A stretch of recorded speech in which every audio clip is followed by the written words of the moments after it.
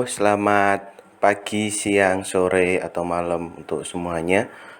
Perkenalkan, nama saya Ahmad Akbar Murtado dari Prodi Psikologi Universitas Islam Negeri Wali Songo, Semarang. Dalam kesempatan kali ini saya akan menjelaskan mengenai konsep, aspek, dan isu pada anak remaja berkebutuhan khusus. Yang pertama, kita akan membahas apa itu anak remaja berkebutuhan khusus. Menurut Gerhard, anak dengan kebutuhan khusus adalah anak yang perlu persyaratan berbeda dari rata-rata anak normal, dan untuk metode belajarnya memerlukan program, pelayanan, fasilitas, dan materi secara khusus agar terciptanya pembelajaran yang efektif. Lalu ada juga menurut Ormond, anak berkebutuhan khusus adalah anak yang sangat berbeda dari teman-teman sebayanya. Anak dan remaja berkebutuhan khusus membutuhkan materi dan praktik instruksional yang sesuai agar dapat mengoptimalkan kemampuan anak tersebut. Jadi dapat disimpulkan anak remaja berkebutuhan khusus adalah anak atau remaja dengan karakteristik khusus atau berbeda dari rata-rata anak pada umumnya, sehingga dalam proses perkembangannya dan pendidikannya diperlukan perangkat atau metode efektif untuk memaksimalkan kemampuan anak atau remaja tersebut. Penyebab anak remaja berkebutuhan khusus. Berdasarkan kejadiannya, penyebab anak remaja berkebutuhan khusus dapat dibagi menjadi 3, yaitu sebelum kelahiran, saat kelahiran, dan setelah kelahiran. Sebelum kelahiran sendiri biasa disebut dengan prenatal. Nah, pada saat prenatal itu dipengaruhi oleh 2 faktor, faktor internal dan faktor eksternal. Faktor internalnya berupa genetik dan keturunan.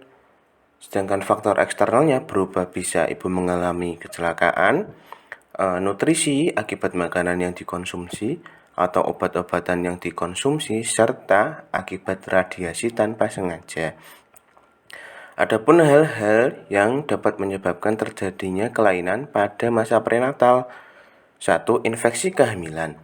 Infeksi kehamilan ini bisa terjadi akibat virus leptospirosis yang berasal dari air kencing tikus, lalu virus maternal rubella atau morbili atau biasa dikenal dengan campak Jerman, dan virus retrolanta fibroplasia. Yang kedua ada gangguan genetika.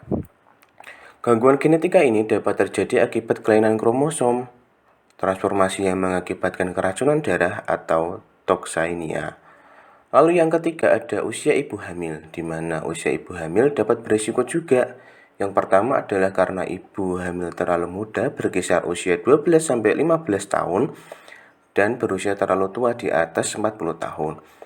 Usia terlalu muda memiliki organ seksual dan kandungan yang pada dasarnya sudah matang dan siap untuk memiliki janin, namun secara psikologis belum siap, terutama dari sisi perkembangan emosional, sehingga mudah stres dan depresi. Untuk ibu di usia di atas 40 tahun, dengan perkembangan zaman dan semakin banyaknya polusi zat serta pola hidup yang tidak sehat, bisa menyebabkan kandungan wanita tersebut tidak sehat dan mudah terinfeksi penyakit. Lalu yang keempat ada keracunan saat hamil. Keracunan dapat terjadi saat hamil, yaitu bisa diakibatkan janin yang kekurangan vitamin, bahkan kelebihan zat besi atau timbal akibat dari mengkonsumsi kerang hijau, tuna instan yang secara berlebihan.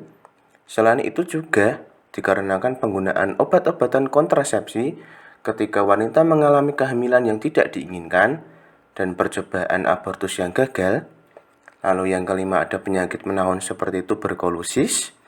Yang keenam ada infeksi karena penyakit kelamin. Lalu yang ketujuh ada toksoplasmosis. Yang ke-8 ada faktor resus atau anoksia prenatal, di mana calon bayi kekurangan oksigen. Nah, faktor resus ini sendiri dipengaruhi oleh perbedaan resus dari ayah dan ibu yang mengandung janin tersebut. Lalu yang ke-9 ada pengalaman traumatik yang menimpa ibu. Lalu yang ke-10 ada penggunaan sinar X atau radiasi sinar X dari USG yang berlebihan. Selanjutnya adalah fase perinatal yang dipengaruhi oleh faktor menjelang dan ketika persalinan. Adapun hal-hal yang dapat mengakibatkan kecacatan pada bayi saat kelahiran. Yang pertama adalah proses kelahiran lama, prematur, kekurangan oksigen. Lalu yang kedua ada kelainan dengan alat bantu. Alat bantu kelahiran meskipun tidak seluruhnya dapat menyebabkan kecacatan otak bayi atau brain injury, tapi juga bisa menjadikan kecacatan seperti vakum dan tongue verlosing. Lalu yang ketiga pendarahan. Nah, pendarahan ini terjadi bisa akibat plasenta previa, yaitu jalan keluar bayi yang tertutup oleh plasenta, sehingga janin semakin membesar, maka gerakan ibu dapat membenturkan kepala bayi pada plasenta yang mudah berdarah. Ataupun juga karena ibu terinfeksi oleh penyakit kelamin seperti sifilis, AIDS, dan kista. Lalu yang keempat ada kelahiran sungsang, di mana bayi normal akan lahir dengan proses kepala keluar terlebih dahulu. Bayi dapat dikatakan sungsang apabila kaki atau pantat bahkan tangan yang keluar dulu.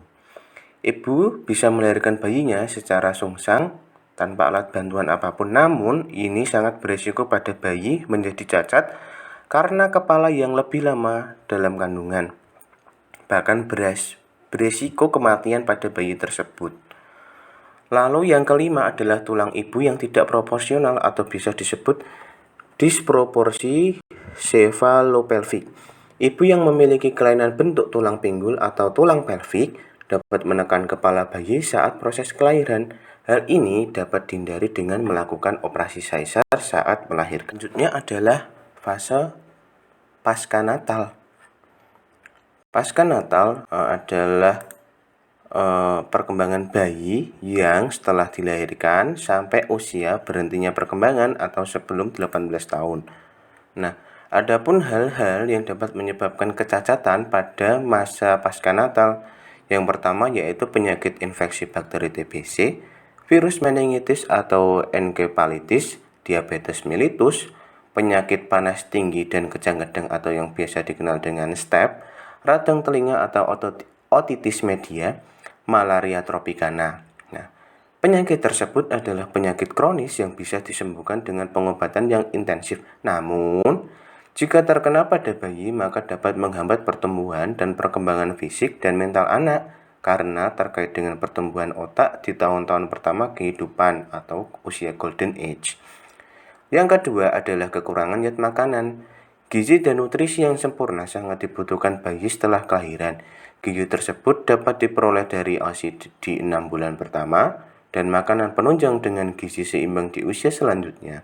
Jika bayi kekurangan gizi atau malnutrisi, maka perkembangan otaknya akan terhambat dan bayi dapat mengalami kecacatan mental. Yang ketiga ada kecelakaan. Kecelakaan pada bayi terutama pada area kepala dapat mengakibatkan luka pada otak yang biasa dikenal dengan brain injury. Dan otak sebagai organ utama kehidupan manusia jika mengalami kerusakan, maka dapat merusak pola sistem atau fungsi tubuh lainnya. Yang keempat ada keracunan. Racun yang masuk dalam tubuh bayi bisa dari makanan dan minuman yang dikonsumsi bayi. Jika daya tahan tubuh dari bayi lemah, maka dapat meracuni secara permanen. Racun bisa berasal dari makanan yang kadaluarsa atau busuk, atau bahkan makanan yang mengandung zat psikoaktif. Racun yang menyebar dalam darah bisa dialirkan pula ke otak dan menyebabkan kecacatan pada bayi. Berikutnya ada aspek-aspek perkembangan pada anak remaja berkebutuhan khusus. Pertama ada aspek fisik. Aspek fisik adalah aspek yang memengaruhi anak remaja berkebutuhan khusus karena memiliki kelainan di sektor fisik, yaitu saraf pusat, panca indera, dan organ tubuh. Nah, aspek fisik sendiri terbagi menjadi dua, yaitu neurologis dan panca indera. Neurologis adalah di mana anak berkebutuhan khusus tersebut mengalami gangguan pada bagian saraf pusat, yaitu di otak atau di sumsum tulang belakang. Yang kedua ada panca indera, di mana anak berkebutuhan khusus tersebut memiliki kekurangan di indera mereka. Lalu selanjutnya ada organ tubuh, di mana anak berkebutuhan khusus tersebut memiliki kelainan di organ tubuh mereka. Yang kedua ada aspek sosial. Aspek sosial adalah aspek yang memengaruhi perkembangan anak berkebutuhan khusus akibat fungsi sosialnya, yaitu perilaku dan emosinya, sehingga mengakibatkan anak tersebut kurang mampu, bahkan tidak mampu beradaptasi dengan sekitarnya. Yang ketiga adalah aspek mental. Aspek mental adalah aspek yang memengaruhi perkembangan anak remaja berkebutuhan khusus akibat fungsi kognitifnya tidak sama dengan anak-anak sebayanya dan terbagi menjadi dua, yaitu supernormal dan subnormal. Supernormal sendiri adalah anak dengan kemampuan kognitif melebihi anak-anak pada umumnya, sedangkan subnormal adalah anak dengan kemampuan kognitif kurang dari anak-anak pada umumnya. Jadi, bisa ditemukan konsep anak remaja berkebutuhan khusus. Subjeknya adalah anak remaja yang memiliki gangguan dalam tumbuh kembangnya dan membutuhkan bantuan berupa fasilitas dan metode dalam menunjang kemampuannya. Penyebab anak remaja berkebutuhan khusus berdasarkan kejadiannya bisa terbagi menjadi tiga, yaitu prenatal, perinatal, dan paskanatal. Adapun aspek dari anak remaja berkebutuhan khusus yang dipengaruhi berupa aspek fisik, aspek sosial, dan aspek mental.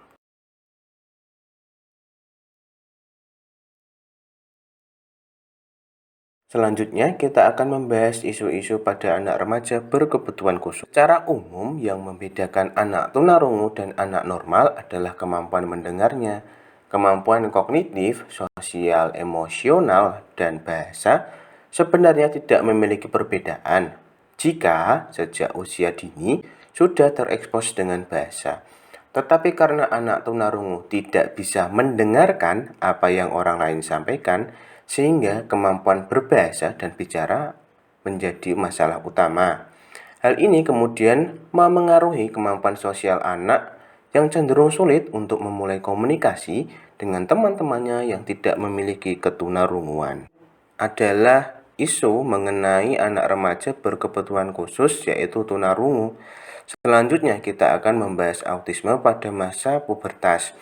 Melansir dari Tempo bahwa ketika anak autisme memasuki masa pubertas, diajarkan bahwasannya mengenai berpakaian, seperti ketika akan berganti baju, harus menutup pintu dan tidak boleh dilihat orang lain. Jadi, anak autisme tersebut mengerti bahwasanya ketika berganti pakaian, orang lain tidak boleh melihatnya. Dan ketika anak autisme tertarik dengan lawan jenis, terutama bagi perempuan, akan menunjukkan rasa suka yang secara terang-terangan kepada lawan jenisnya. Jadi, harus diberikan perhatian terkait hubungan lawan jenis tersebut. Terima kasih sudah mau mendengarkan apa yang saya jelaskan mengenai konsep, aspek, dan isu pada anak remaja berkebutuhan khusus. Apabila terdapat salah kata dan penjelasan yang kurang jelas, mohon dimaafkan.